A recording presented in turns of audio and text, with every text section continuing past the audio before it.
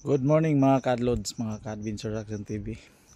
Sa umagang ito, tanghali na po, hindi na maumaga. Tayo po ay medyo tumigil na sa ating pag tour of duty mga kalods. Tayo po ay nandito ngayon sa lugar po ng Tanmanipis.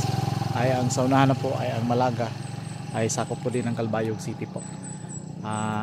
Dahil mainit na at medyo nagpapakita na si Haring Araw mga kalods.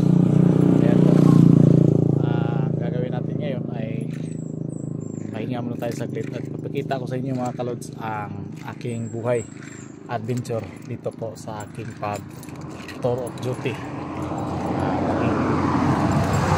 Pakita ko sa inyo kung ano ang aming gawin tuwing kumakain kami sa mga oras na mga pangtanghalian namin, at saka ito na rin din ang aming buhay adventure.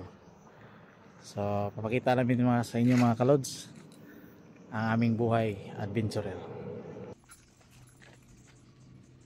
So Lord, sa ganitong pagkakataon po ay ako po ay magluluto po ng tinulang isda na nabili sa aking nadaanan kanina.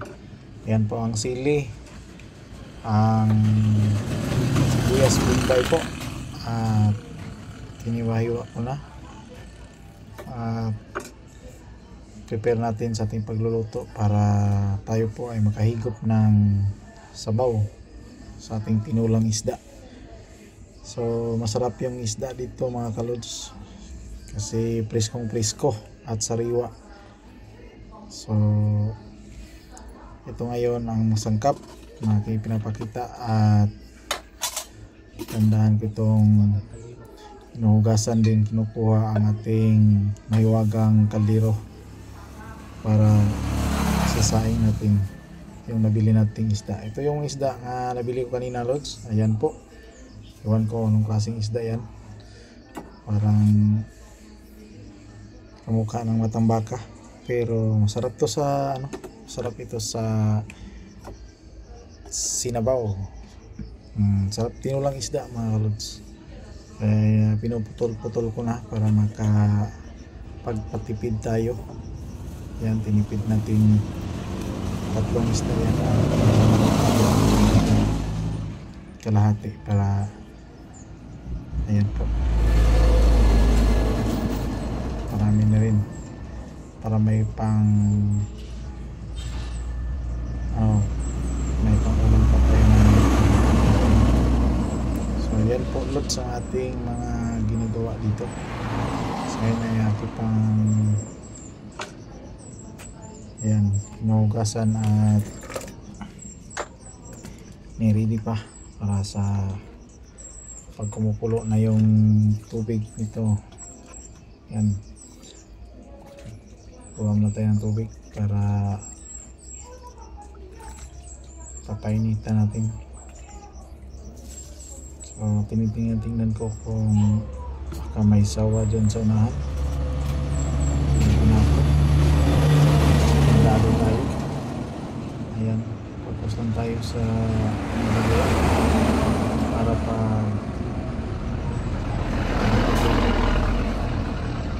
so ayan po mga kalods.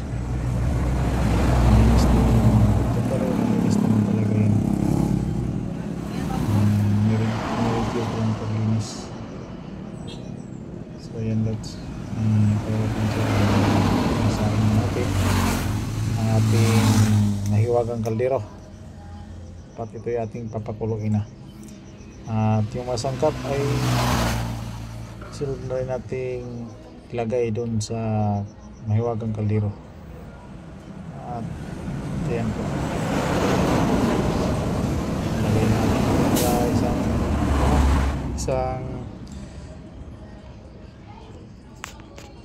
isang kulo lang. Pagpakulo na yan ay okay na.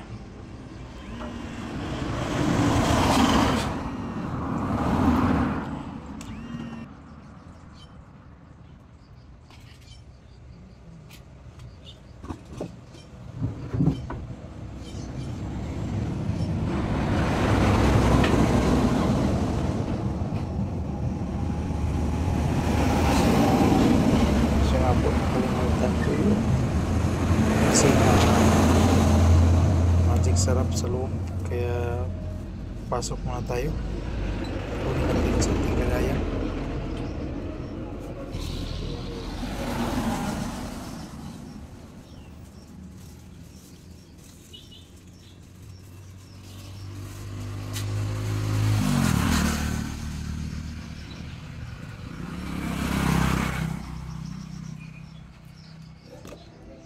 So ayan po, nakuha natin yung magic syrup at saka ito yung asin at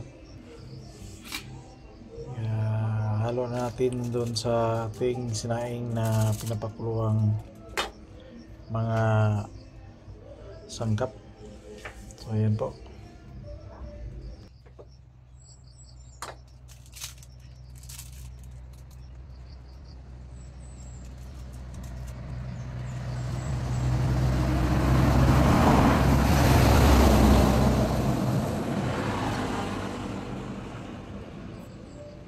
Yan po, naginuha ko na rin yung aking ayan, yung kanin ko. Dami. Kasi hindi ako nakakain kaninang umaga. Kaya pag tanghali, yan pa ang isda natin mga kalods. Tapos na sa aking paghiwa-hiwa. So yan po. Hindi tayo nakakain kaninang umaga. Dito sa trabaho tayo eh. So mga ka-adventures sa Action TV. Ito ang buhay travelers at buhay adventurers. So, kahit ilalim ng mangga, dito tayo ngayon sa ilalim ng punong mangga. Dito tayo nagluluto sa gilid ng punong kalsada. Maya maya makakain na tayo sa ating ginagawa. So, ayan po ang buhay travelers sa tour of duty ni Adventures Action TV mga kalods. Sa ngayon, init pa natin yung yung ating tinulang isda. Sinsya na po kayo kasi dito ay medyo maingay ang ating kapaligiran.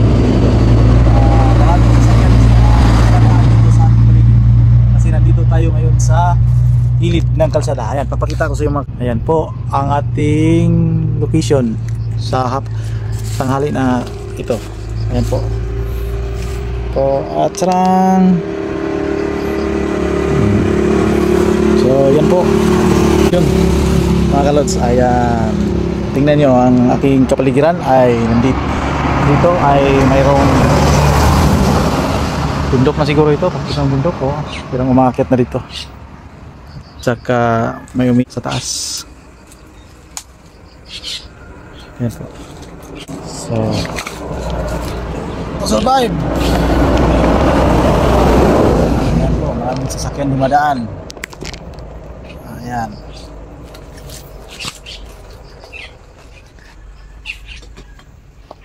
Ito na po ang pinaka the best na ikaw ay makakain na safe hindi ka umaasa dyan sa gilid-gilid. Iwas amoeba, iwas magkasakit tayo kasi sa pag araw-araw natin yung mga paggawa ng ating trabaho ay dapat kailangang safe ang ating sarili, lalo na sa pagkain. Hindi natin alam dyan sa gilid, sa tabi-tabi na dyan kung paano ginawa yung pagkain na sinusubo natin sa ating kita. So yan mga lods, kaya napakahalaga at importante na lagi tayong may baon na ganito. Ayan, gasol. Ayan, mainit na.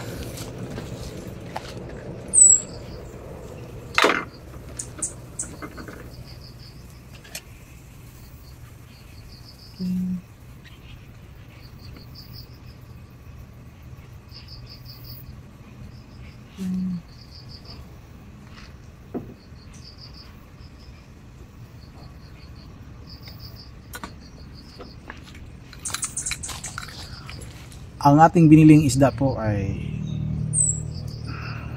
isa pong isdang masarap dinula. Kung anong tawag nito.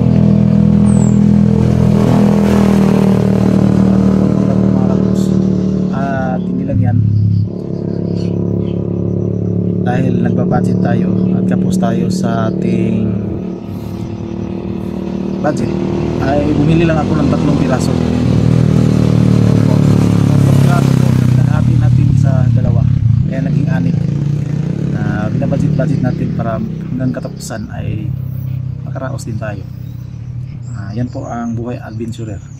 Yan po, sa ganitong klaseng trabaho dapat marunong ka mga kalods. Yan po, malapit nang maluto ang ating tinula at isusunod ko rin yung ito ang ginagawa ko.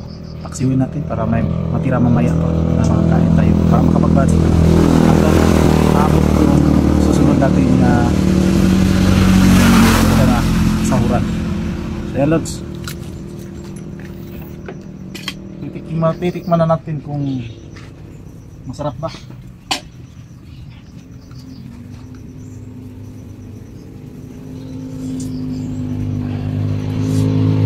Sakto.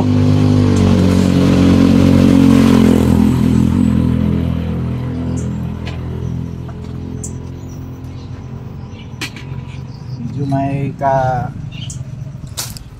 maanghang kaunti.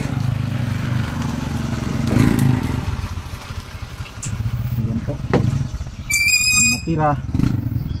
Ako, hindi pala ako nakabili ng hindi pala ako kabili ng suka. Lalagyan ko na lang siya ng asin para mamaya.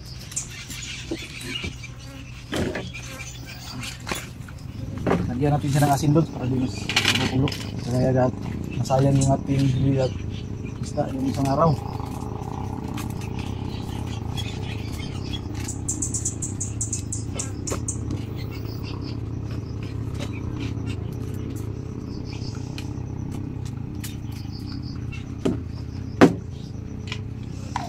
Sayang yun, dito.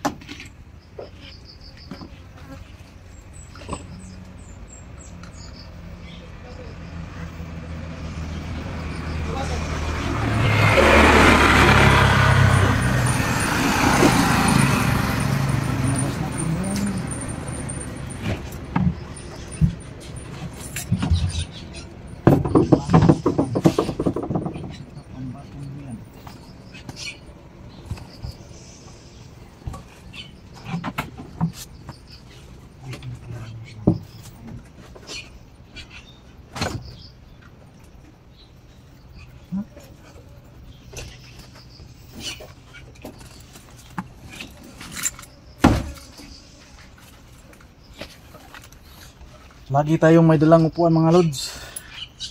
Yan.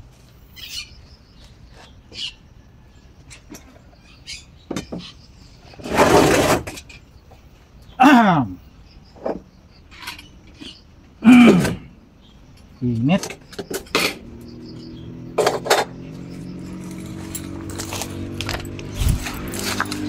Ang ating tinula isda.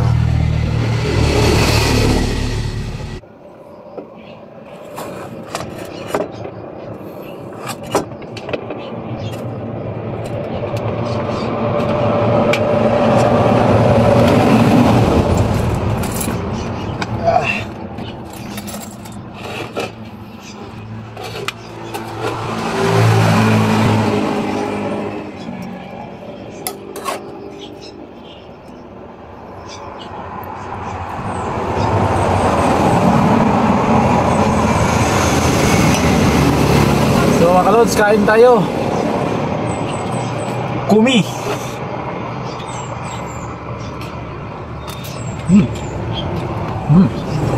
Sarap.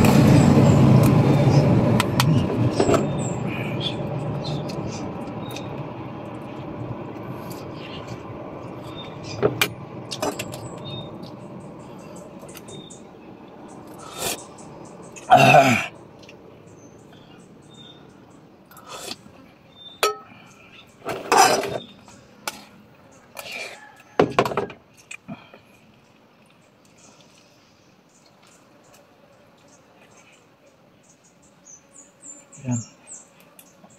Tumingog na.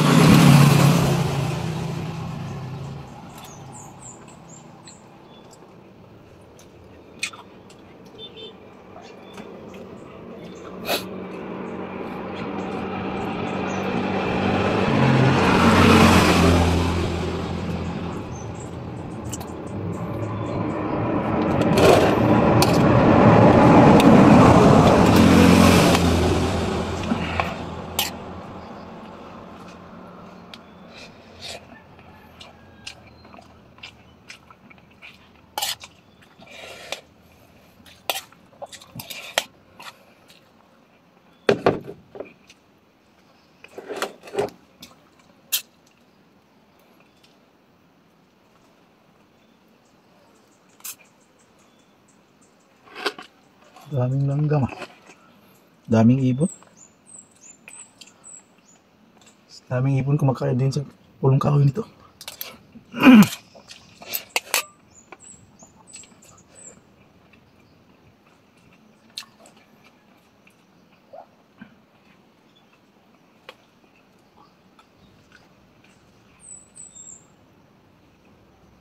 Dami ka nga.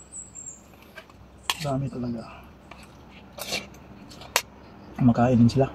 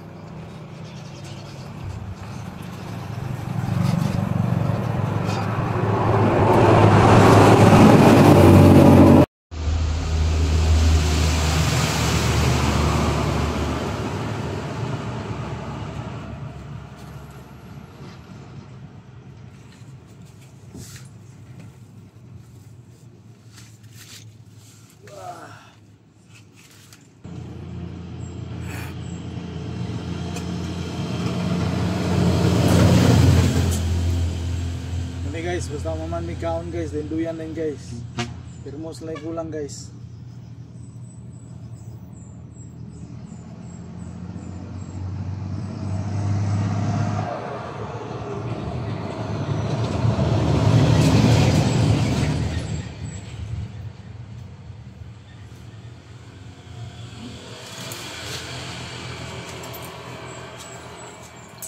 Ang buhay.